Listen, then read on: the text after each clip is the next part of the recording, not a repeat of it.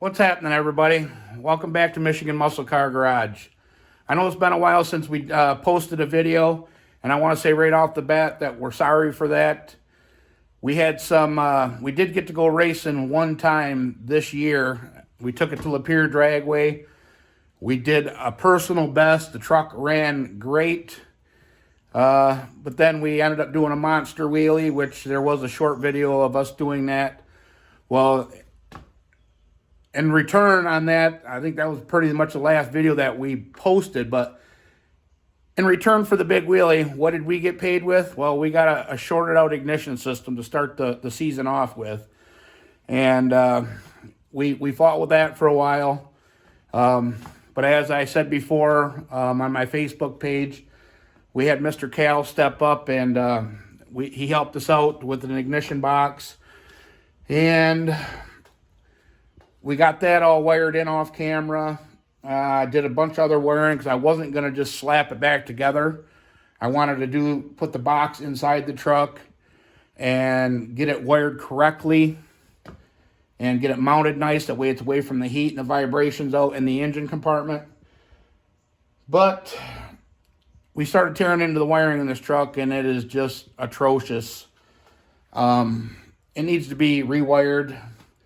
It's still got the stock wiring harness in it, which I really didn't want to cut and splice into that. So it's going to need 12-volt junctions put in. I can actually show you. I don't know how well you're going to be able to see it, but we did get the interior all spiffed up and cleaned. I mean, this truck is super clean for the interior wise. No cracks in the dash. The door panels are in great shape. I wish I still had the original red Blazer seats that came with this truck. Our intentions are putting this back on the street. We're gonna have to change the headers around in order to do that, but yeah, we fixed up some wiring for the trans brake. Let me run around to the other side here, and we'll give you guys an update what's been going on and where we currently stand, which is not in a good place right this second. But yeah, we wired in new trans brake button. We did some wiring here. I do still have my arc panel system from the Instigator and all the wiring for that. So that's what we're going to do this winter, is we're going to wire in this 8-panel arc module. I think it's the arc 8000. So everything that's going to be needed for the nitrous and the fuel pumps and the electric fans and everything is going to be run off of this, instead of just random toggle switches here and there. Like I said, I'm going to put this truck back to, we're going to get just a dummy plate for where the heater controls were. Put this a stereo in there, probably won't have a stereo hooked up, but just to fill the hole. But I mean, the interior, they had to cut that part of the door out for the roll bar, but let me grab the key and I'll open up the back and show you back there real quick. We ended up getting the tailgate working properly. Now that I say that, I probably ain't gonna be able to turn it by hand. Everything was just dusty, dirty.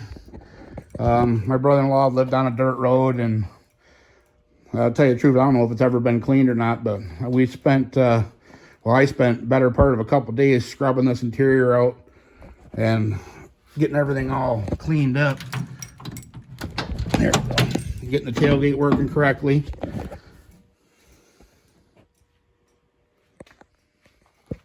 But the interior in this truck is beautiful. It does still have the original red carpet.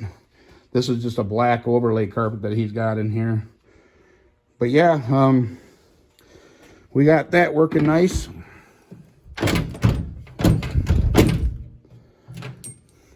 We ended up switching out the other taillights with tinted taillights. We got that going for it. As you guys know, before we tinted all the windows in it. So yeah, there's that.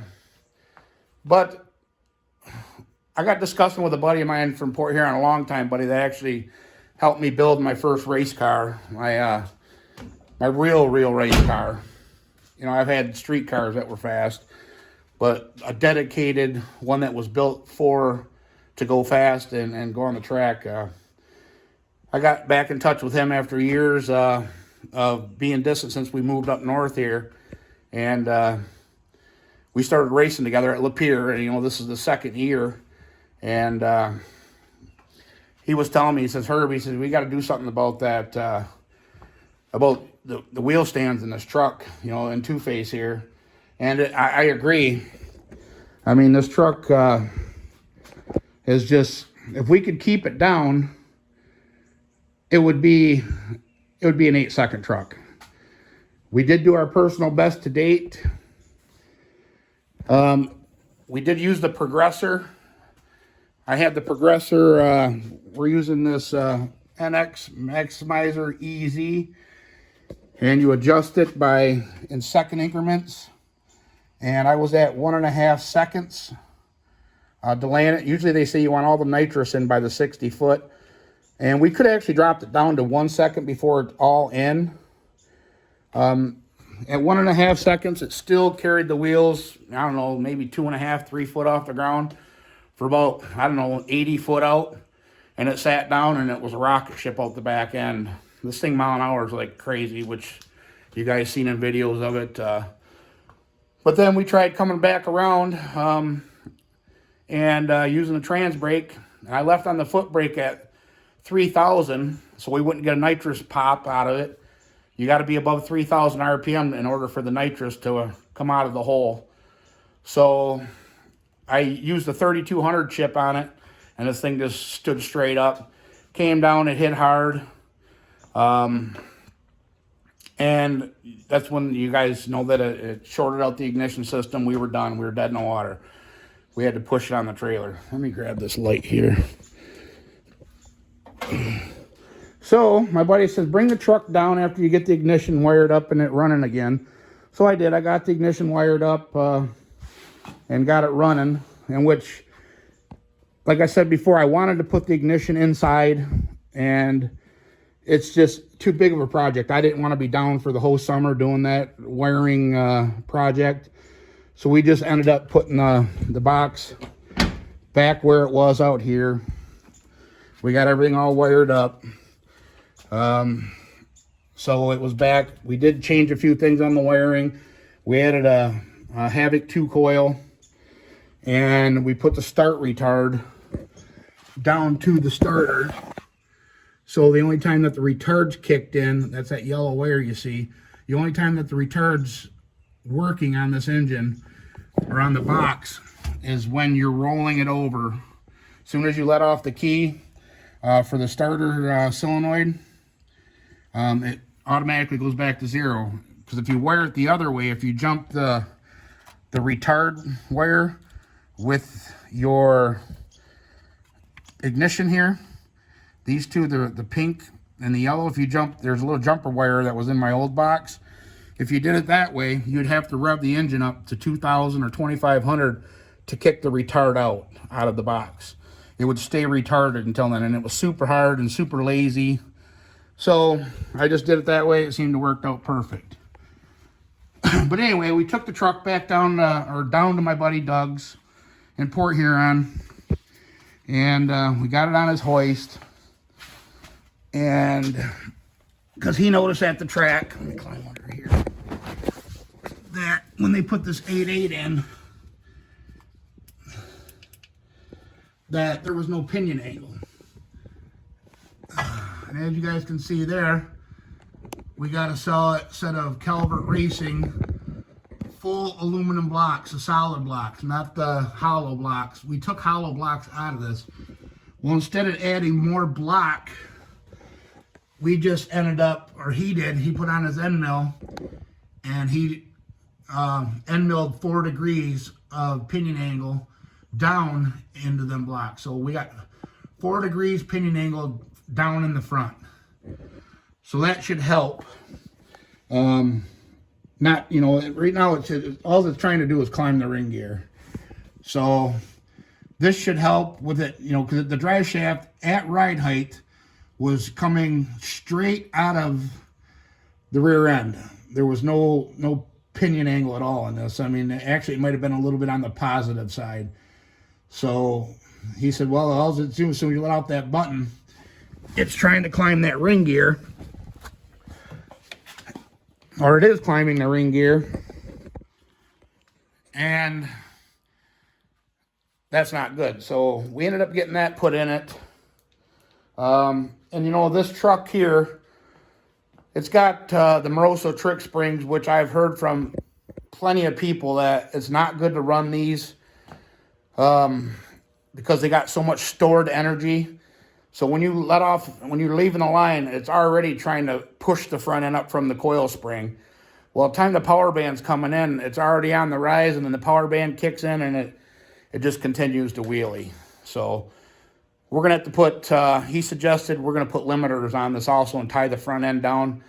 And I talked to a buddy of mine out of Cairo, or Cass City, Matt Federoff. And in my eyes, he is a S10 Blazer guru. I mean, back when people were putting small blocks in these trucks, he was putting big blocks and going fast. And he suggested also, he's the third person that's been real fast and is going real fast at this current time, said to run limiters. So we're going to put a set of limiters on it. But where our issue lies, and why I haven't done a video, and where we've been, I just got pissed off at myself, excuse my language. I kicked myself in the ass for not being more careful. We got the truck back from Port Huron, and I was putting it up on the car ramps here to get the travel, to map, you know, to measure out for the pinion or the limiter straps. And as you guys can see, sorry that sun's in the way, everything's tore down. There's no radiator in it. There's no crank trigger wheel. Well, I was putting it up on the jacks, guys, and I didn't have the truck in neutral. I had it in park, and I was jacking the front end up and to slide the ramps underneath it, and a goddamn jack kicked out from underneath the K-frame, and it bent everything to shit. My pulley mandrel, which I got everything over here. This still hurts, guys. Hopefully you guys can see without the... But yeah, it just tore everything to shit. There we go. I'll just use my... as you guys can see here, the locating pin is not straight in there no more. It's on an angle. This whole thing, the harmonic balancer, everything was wobbling. The crank trigger we had issues with before because it wasn't centered. It was rocking in there. Well, I found out why. These on harmonic balancers, like this one here, you got this, let me get out of this sunlight, being wrong time. You guys can see this indentation on the back of this, like this outer one here. Well, this is hub centric. Sorry, garbage truck going by.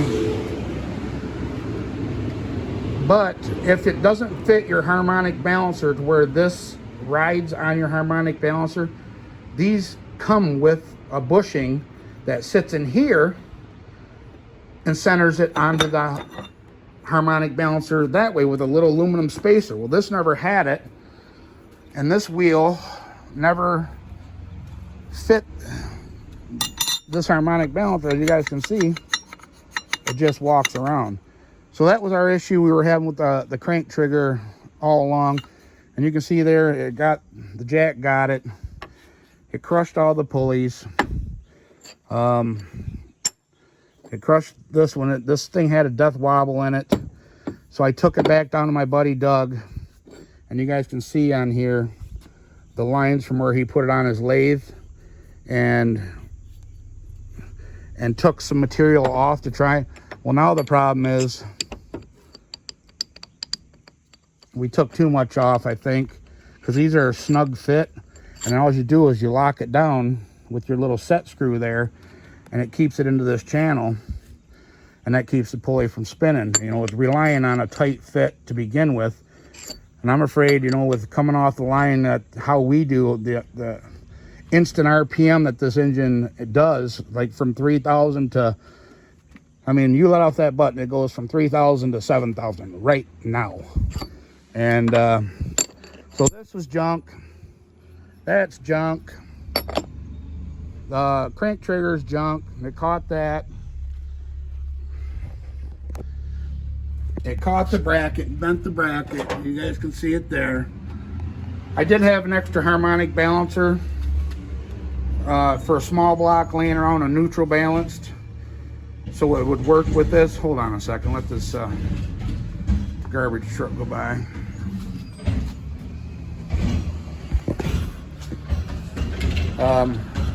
It was a neutral balance, and I had it in my stash, so I ended up using that.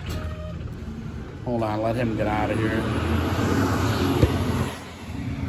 All right, so I ended up using that, and let me grab this again. And as you guys can see here, I'll show you. See how that locked on there. There is no moving that. You can't rely just on the bolt holes to center these up on that, and that's what was happening with this one. And I did put my indicators on here, and the hub itself has got rubber in it, which is not ideal for a racing nitrous application. This is an aftermarket harmonic balancer. It's a PB 2221-ST. I think that's for street. I don't know. And then there's 15550 over here, but it's not good to have rubber. So I don't know, with the impact of the jack dropping and jarring everything, jarred this loose on the rubber because it had a little wobble. That was only 3,000ths wobble into this. Out here was a lot more. But we also got into our radiator. You can see it's crushed in at the bottom there. It ain't leaking. It never lost any fluid sitting on when it slammed down. And this is the bottom hose tube. It got into that tube. It crushed the pitcock, the drain. And like I said, it bent the bracket for the, let me get in the sun. It bent the bracket for the MSD pickup. It's not square on there no more. And this is for, you know, it's supposed to be billet aluminum. You can't bend this stuff back, guys. So yeah, dang, it's getting warm out here again. So yeah, needless to say, I kicked myself in the ass. Accidents happen, I know, but I told Jenny that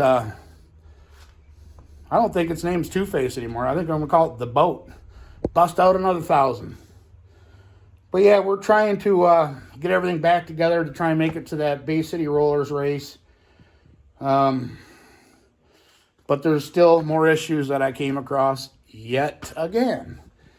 You know, I got over my depression of messing everything up. I pressed the new harmonic balancer on, and as you guys can see, I got it set at 34 degrees. Well, if I turn the harmonic balancer counterclockwise, the opposite way of the rotation, it goes to 40 degrees before it catches anything.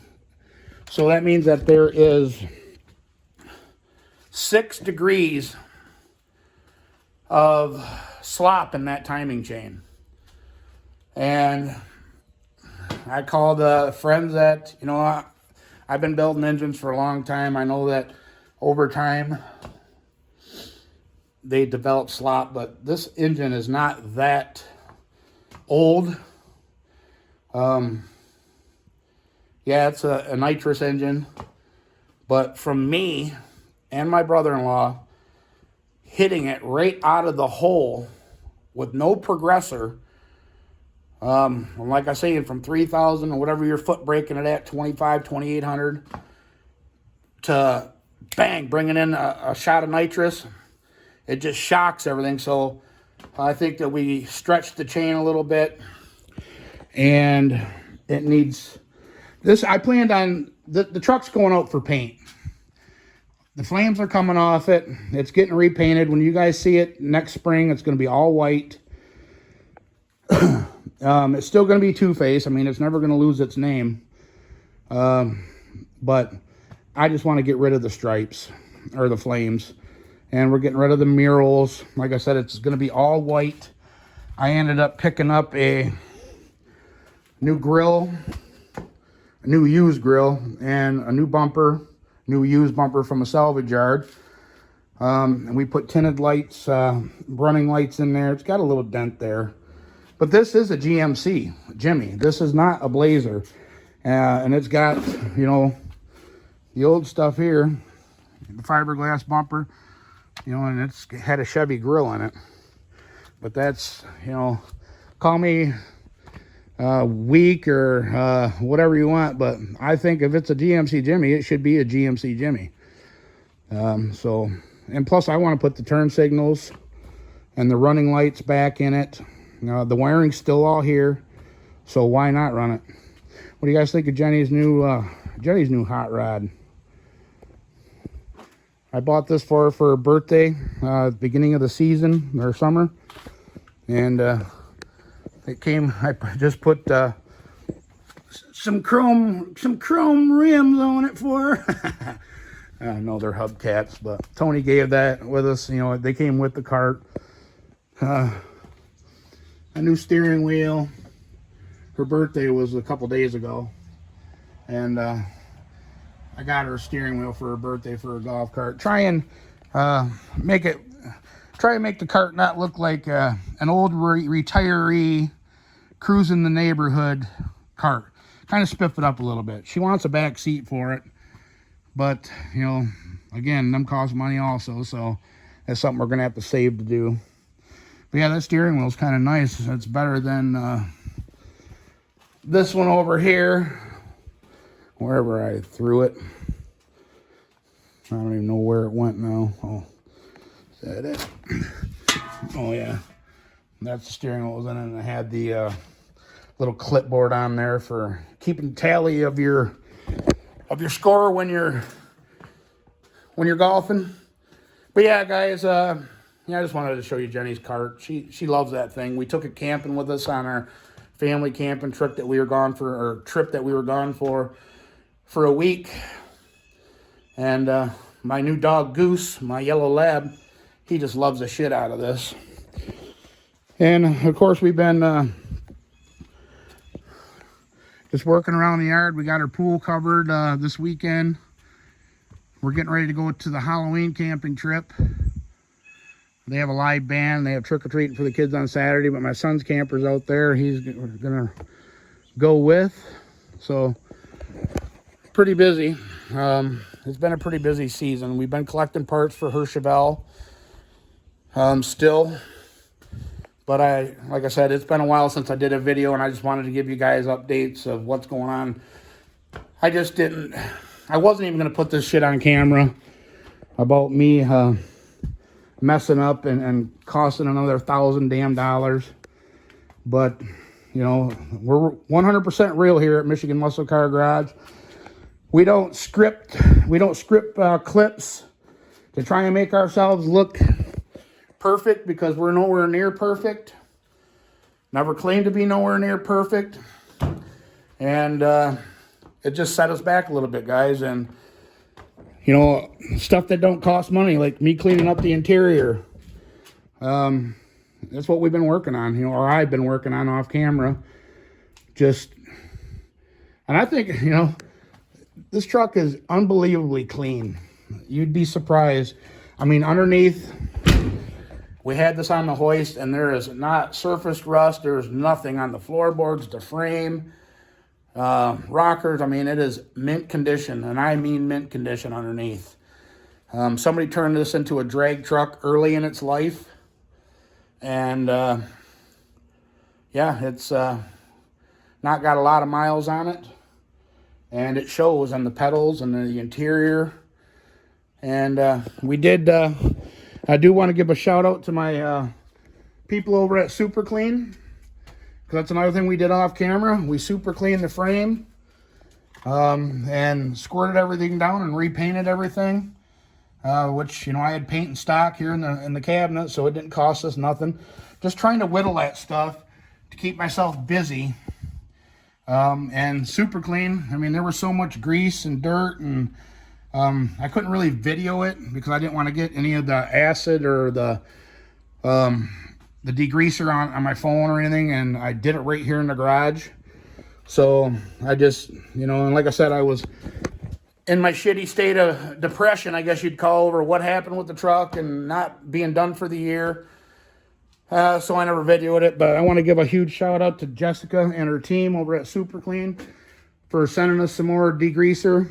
It kind of sucks that they don't do any more of the floor dry, but it is what it is. So I'm at a point, a crossroad, where whether I pull the engine out and check it for the health, ring and bearing, or do I try and slap it back together to try and cobble it up to make that Bay City Rollers race one last race. I mean, it was a lot of work getting all this, the radiator out, the way it was all set up there with all these tubes and, you know, no radiator hose.